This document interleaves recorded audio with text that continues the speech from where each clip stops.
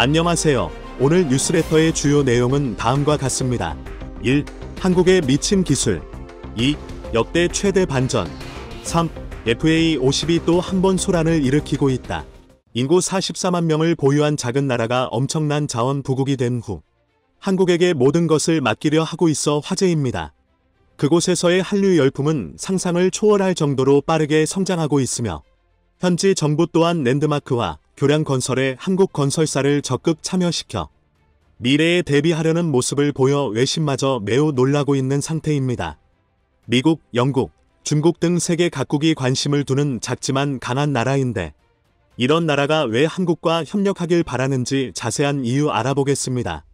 말레이시아와 인도네시아가 양분하고 있는 보르네오는 세계에서 세 번째로 큰 섬입니다. 천연자원의 보고로 알려진 이 섬의 북단에는 또 다른 국가가 자리 잡고 있습니다. 제주도의 3배 정도 크기인 브루나이가 존재하고 있는 것입니다. 브루나이는 원유 덕분에 국민들이 세금 없이 엄청난 복지를 누리고 있습니다. 대학교까지 무상교육을 제공하며 용돈도 주고 병원비는 거의 무료입니다. 약 800원만 내면 추가 비용 없이 모든 의료 지원을 받을 수 있는 것입니다. 치료를 위해 해외 병원에 가더라도 마찬가지로 자금을 지원받을 수 있습니다.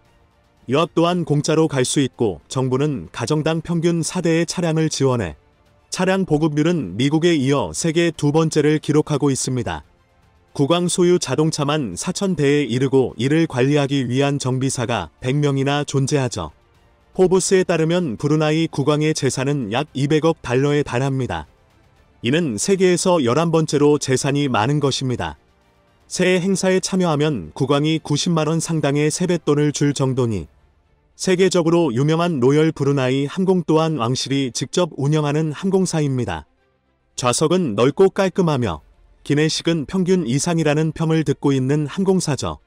승무원 또한 친절하기로 유명해 2년 연속 세계 최고 승무원 상을 받기도 했습니다.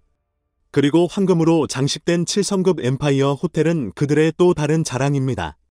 축구장 250개를 합친 크기의 수영장, 영화관, 골프장 등이 모두 모여 있을 정도입니다. 브루나이가 이렇게 되기까지는 기가 막힌 반전이 있습니다. 그들은 한때 15에서 17세기 보르네오 섬 전역과 북부 필리핀을 지배하는 광대한 영역을 지닌 막강한 나라였습니다. 그러나 유럽의 침략이 시작되면서 서서히 쇠락해간 역사가 있습니다. 1800년대부터 시작된 영국의 침입으로 국토가 대폭 쪼그라들었고 2차 세계대전 때는 일본군의 점령을 받기도 했습니다. 그 후 영국의 자치정부가 됐다가 1984년 최종 독립을 했던 나라입니다. 브루나이가 두 조각이 난 것 또한 영국 식민지의 결과였습니다. 영국은 브루나이 중간 친방 지역을 장악해 사라왁에 포함했고 그 후 사라왁은 말레이시아로 합류되면서 현재 상태가 이어지고 있는 것입니다. 그들은 말레이시아의 영토 반환을 요구했지만 거부되어 왔습니다. 그러다 2009년 국경협정을 맺어 지금 상태로 분쟁이 종료된 상황입니다. 그런데 브루나이가 부국이 된 이유는 1920년대 영토와 주변 해역에서 발견된 막대한 석유 자원 때문입니다. 석유 매장량은 11억 배럴이었고 천연가스 매장량은 3천억 세제곱미터로 추정되고 있습니다. 동남아에서 세 번째로 큰 석유 생산국이 됐으며 하루 평균 13만 배럴을 뽑아내고 있는 상태입니다. 구매력 기준 1인당 GDP가 7만 7천 달러를 기록하며 한국의 약 2배 수준이 된 것도 이런 이유 때문입니다. 독일 15위, 한국 23위, 일본 28위보다 높은 세계 8위를 하는 상황입니다. 브루나이는 1984년 독립 후 바로 한국과 수교를 한 바 있습니다. 볼키아 국왕은 독립 직후 한국을 방문하는 등 긴밀한 관계를 타진해 왔습니다. 원유 대부분을 한국과 일본 등으로 보냈고 1972년부터는 LNG를 수출하기도 했습니다. 원유와 천연가스는 브루나이 경제의 근간입니다. 주요 수출품 중 광물성 연료가 89%에 이를 정도입니다. 한국 또한 1997년부터 연간 100만 톤가량의 LNG와 석유를 도입해 왔습니다.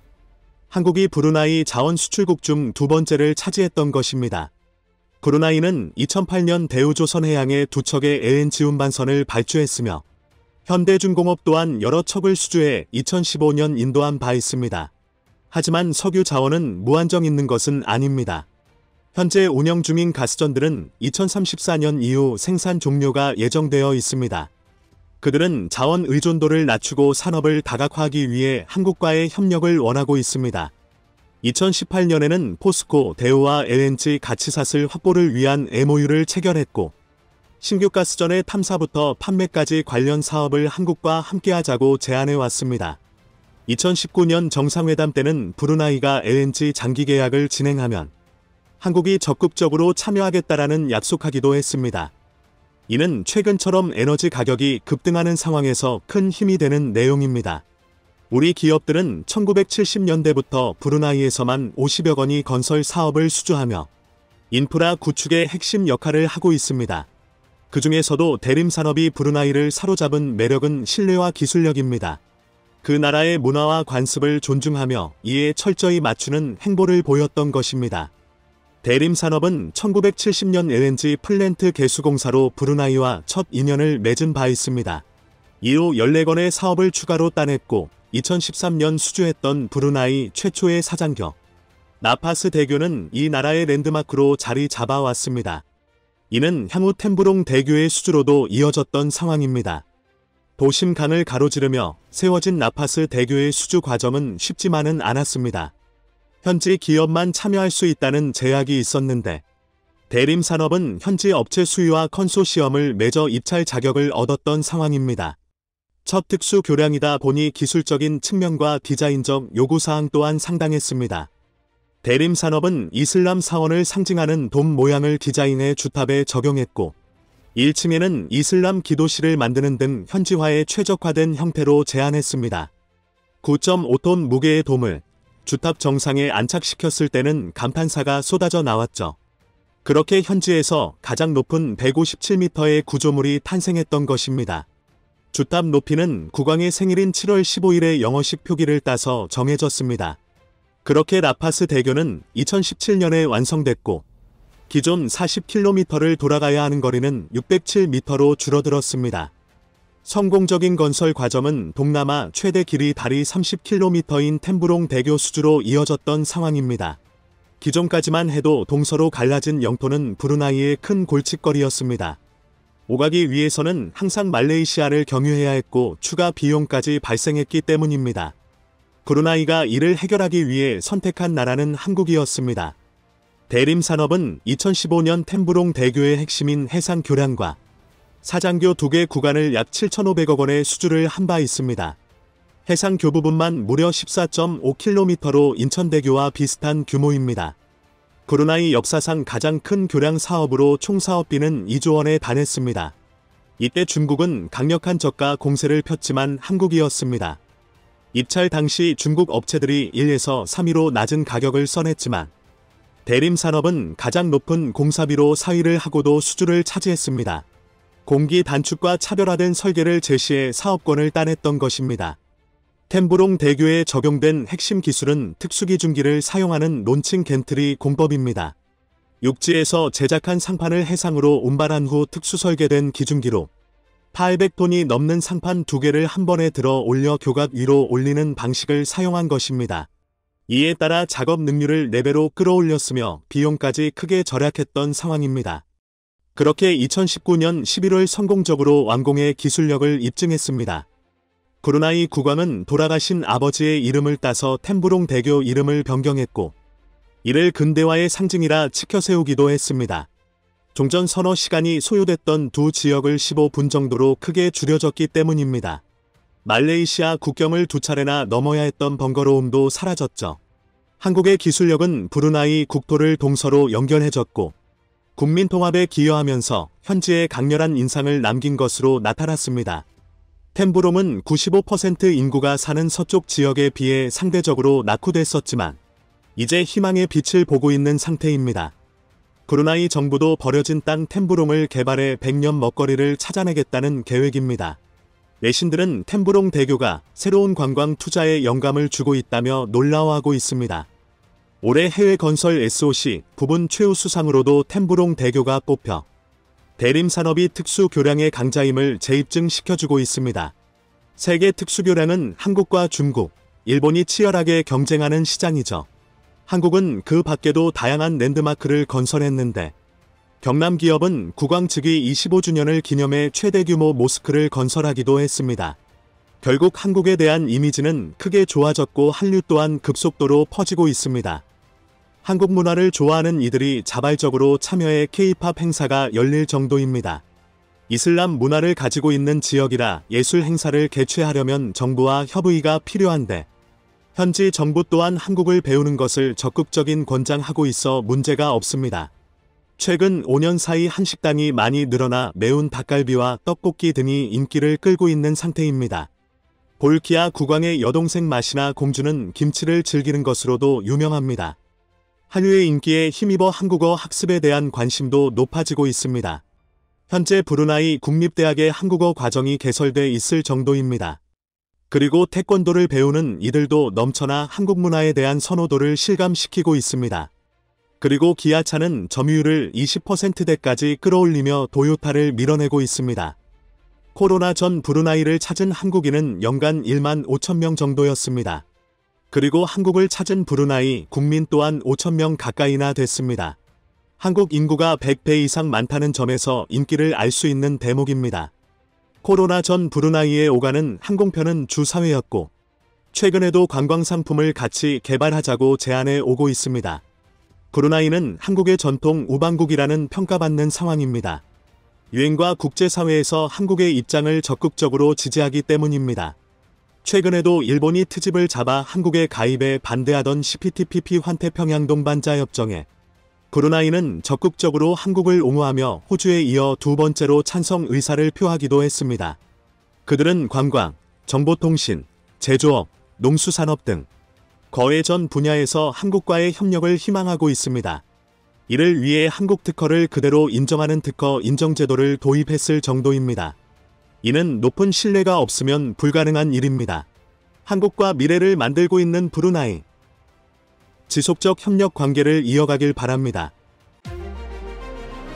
한국은 이미 세계 방산 메이저리그에 진입했다. 미국도 환영해야 한다. 미국 CNN이 지난 17일 한국의 방산이 세계 4위라는 목표 달성을 위해 조처하고 있다고 보도했습니다. CNN은 피터기 호주 시드니 대학교 미국연구센터 연구원이 최근 군사 매체 온더록스에 기고한 글을 인용했습니다. 여기서 1940년 미국 루스벨트 대통령이 미국이 민주주의의 위대한 무기고가 되어야 한다고 유명한 선언을 했는데 오늘날 그 선언은 한국에도 적용될 수 있다고 했습니다. 아시아와 중동 국가들에 대한 한국의 방위산업 수출이 수년간 증가해온 후 한국은 주요 세계 방위산업 주제로 부상하고 있고 한국은 현재 인도 태평양과 유럽의 최전방 미국 동맹국들의 방위 조달 요구를 제공하고 충족시키고 있다고 했습니다. 상업적 논리로 볼 때 한국 방산업체들은 미국 산업의 경쟁자로 자리매김할 것이지만 전략적 관점에서 볼 때 특히 바이든 행정부가 미국의 국방산업 역량을 강화하면서 유럽과 인도태평양의 군사 전략의 자원을 투입해야 하는 병렬적인 도전과 씨름하고 있기 때문에 다른 미국 동맹국들의 고급 무기를 공급하려는 한국의 능력과 인지는 환영받아야 한다고 했습니다. 한국이 미국과의 전략적 제휴의 진정한 정도에 대해 의문이 남는다고 하더라도 그런데도 한국은 중국과 러시아의 강요에 직면한 국가들을 무장시킴으로써 전략적 효과를 창출하고 있다는 것입니다. 한국은 호주의 10억 달러 규모의 자주포 30문과 최대 450대의 보병전투차를 제작하기 위한 계약을 앞두고 있으며 호주가 핵추진 잠수함을 기다리는 동안 재래식 잠수함까지 한국이 제공하겠다고 했습니다. 호주는 한국과 아시아 국가 최초로 방위협정을 맺었고 미국 내 동맹국과의 방위협정도 한국이 처음이라고 했습니다. 더 넓게 보면 한국의 무기 수출 제한은 중국과 러시아에 대항하는 최전선에서 다른 미국의 동맹국들과 파트너들에게 고급 군사 도구의 원천으로 부상하는 것을 의미한다고 했습니다.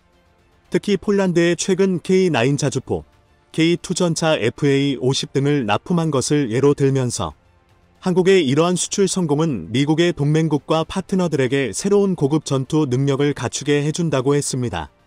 이 매체는 결론적으로 미국이 러시아에 침공당한 우크라이나에 첨단 무기 시스템을 제공하며 또한 전 세계 동맹국과 우방국들의 무기를 지원하지만 늘어나고 있어 미국 혼자서는 더 이상 수행할 수 없는데 한국이 이를 도울 수 있다고 했습니다. 이러한 측면에서 최근 폴란드에 48대를 납품하는 FA-50은 그 좋은 예가 되고 있습니다. FA-50은 미국 로키드 마틴과 함께 한국이 만든 경전투기로 최근 F-35 주문이 밀려 추가 생산이 불가능해진 로키드 마틴은 우방국들의 가성비 높은 한국산 경전투기 FA-50 세일즈를 해주고 있습니다. 그리고 미국은 한국산 경전투기에 놀라운 무기를 달아주려 하고 있습니다. 내달에 한국은 폴란드와 3조 8천억 원 규모의 FA-50 경공격기 수출 계약을 앞두고 있는데 미국의 F-16 전투기 수출을 견제하고 FA-50을 안정적으로 수출하기 위해 미국 네이시온사의 공대공 미사일을 FA-50에 장착해 납품할 계획으로 알려졌습니다. 러시아와 우크라이나라 전쟁이 진행되는 도중이라 미국이 우크라이나와 국경을 맞대고 있는 폴란드에 F-16 전투기 수출 승인할 가능성은 아직 낮지만 미국산 미사일을 장착한 한국산 경공격기라는 우회적 대안으로 수출 계약을 공고히 한다는 전략입니다. FA-50에 장착한다고 하는 미국 네이시온사의 공대공 미사일은 AIM-120 암납 공대공 미사일인데 보통 공대공 미사일이 마하 3으로 30에서 50km를 날아가지만 이 미사일은 마하 4로 70km에서 최대 180km까지 날아갑니다. 가장 강력하다는 미티어 미사일이 100km를 날아가는데 이보다 더 강력한 것입니다. 이 암납 미사일은 F-35에도 달려 강력함을 자랑했는데 작은 경공격기 FA-50에 답다는 것 자체가 놀랍고 그렇게 되면 눈부실 정도로 업그레이드 된다고 했습니다. FA-50은 미국의 동맹국들의 한국이 주는 고급 무기로 가성비 많이 들면서도 강력한 전투력을 갖출 수 있게 해주는 전투기로 부과되고 있습니다. 그동안 미국의 무기가 우방국들에 원활하게 공급되지 못한 이유는 비용도 비싸지만 때문에 제한적으로 수출했기 때문입니다. 여기에 한국도 예외는 아니었습니다. 이번에 KF-21도 미국이 핵심 4대기 수를 주지 않아 순수 우리 기술로 개발해냈습니다. 그런데 미국이 주지 않은 기술 중에 최근 가장 중요하게 여겨지는 것이 있습니다. 바로 전자전 장비입니다. 얼마 전 펠로시 미국 하원의장의 중국 방문 당시 중국이 펠로시장이 탑승한 비행기를 추적하려고 시도했지만 실패한 것으로 알려졌습니다. 중국은 자신들이 가지고 있는 최고의 최첨단 탐지 장비 J-16D 전투기, 함재기인 J-15만 55급 구축함으로 펠로시의 장의 비행기를 추적하려 했습니다. 하지만 중국의 전자전 장비는 미 항공모함 전단에서 출격한 군용기의 전파방해로 전혀 작동하지 않았습니다. 비행기를 발견하면 격추하겠다고 위협하더니 어디에 있는지도 전혀 알지 못한 것입니다. 아무리 강력한 위력을 지닌 첨단 무기라고 해도 전자전에서 실패하면 아무런 힘을 쓰지 못한다는 것을 입증한 것입니다. 전자전 장비는 현대 무기체계에서 가장 중요한 핵심이라고 했는데 전자전 장비를 국산화에 자주적으로 운용하는 나라는 서방권에서 미국, 프랑스, 이스라엘, 일본 등 극소수에 불과합니다. 전자전 장비를 개발한 국가는 최고 핵심 유방에게조차도 절대 해당 기술 및 전자파 DB 공유해주지 않았습니다. 한국은 과거 이 장비가 없어 수입에 의존했는데 많은 서름을 겪어야만 했습니다. 하지만 뒤늦게 전자전 장비 개발에 뛰어들어 국산화한 한국은 거의 기적에 가깝다는 군사 전문가들의 평가를 받을 정도로 놀라운 기술력을 가지고 있습니다. 우리 해군은 1970년대부터 서해 등에서 북한의 대한미사일 위협이 가중되자 적의 미사일을 교란할 장비를 요구하게 됐습니다. 이에 한국은 개발에 들어갔고 1980년 후반에 시작해 2000년에 최초로 순수기술로 전자전 장비 개발을 완료했습니다. 해당 장비는 SLQ-200으로 별칭으로 소나타라도 불렀습니다. 당시 한국 최고 베스트셀링카였던 소나타처럼 우리 기술로 성공적인 국산 전자제품을 만들자는 것이었습니다. 결국 소나타는 당시 세계 최초로 자체 동조형 방향탐지 기술을 개발해 적용했고 적의 미사일이 날아오는 방향을 빠르게 탐지할 수 있게 되었습니다. 또한 해상에서 공격해오는 적의 미사일이나 레이더의 전파를 탐지하고 신호 특성 및 위협도를 분석하는 정보탐지 기능을 갖췄고 아군 함정을 향해 원거리에서 여러 방향으로 공격해오는 미사일에 대해 고출력 방해 전파를 쏘아 아군 함정을 맞추지 못하도록 제밍하는 전자공격 기능 ECM까지 겸비했습니다. SLQ는 함정용 전자전 장비로 이를 항공용 전자전 장비인 ALQ-200까지 만들었습니다. ALQ-200의 개발은 국내 방위산업 역사에서 매우 중요한 프로젝트였는데 이를 통해 대한민국이 핵심 원천 기술인 전자파 방해 장비 RF의 개발 노하우를 확보할 수 있었습니다. 이때 확보한 RF 기술이 있었기 때문에 오늘날 최초의 국산 초음속 전투기 KF-21 보라매를 완성할 수 있었다고 했습니다. 한국은 우리 기술로 만든 이 전자전 장비와 A사 레이더를 최첨단 항전 기술을 FA-50, KF-21에 넣고 기존에 운용하던 KF-16과 F-15K에도 적용해 업그레이드한다고 했습니다. 최근 미 합동참모본부에서 전자전기로 어깨힘을 돌리자 충격적인 결과가 나왔습니다. 전자전기를 투입하면 공중전의 결과가 드라마틱하게 바뀐 것입니다.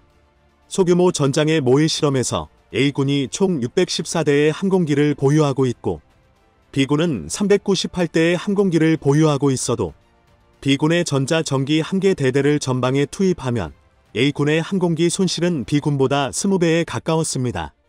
대규모 전장에서 이를 비교하자 이보다 큰 최대 42배의 손실이 있었습니다. 결국 전자전 장비가 미사일보다도 전투의 승패를 좌우하는 가장 중요한 무기라는 것이었습니다.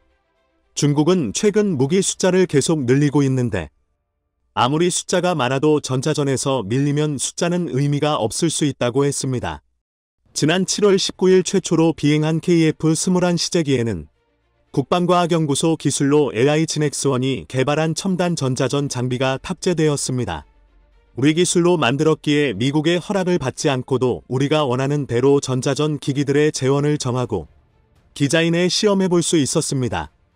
이뿐만 아니라 우리가 만든 전자전 장비는 육해공군의 무기에 장착되어 적의 정보를 신속하게 탐지 분석 식별하게 해주었고 이제는 해외로 수출하기 위해 시장 개척에 집중하고 있습니다. 또한 이제 국방과학연구소와 방산업계는 앞으로 전자전 체계를 창공을 넘어 우주던 시대로까지 확장해 나가겠다는 계획을 세우고 있습니다.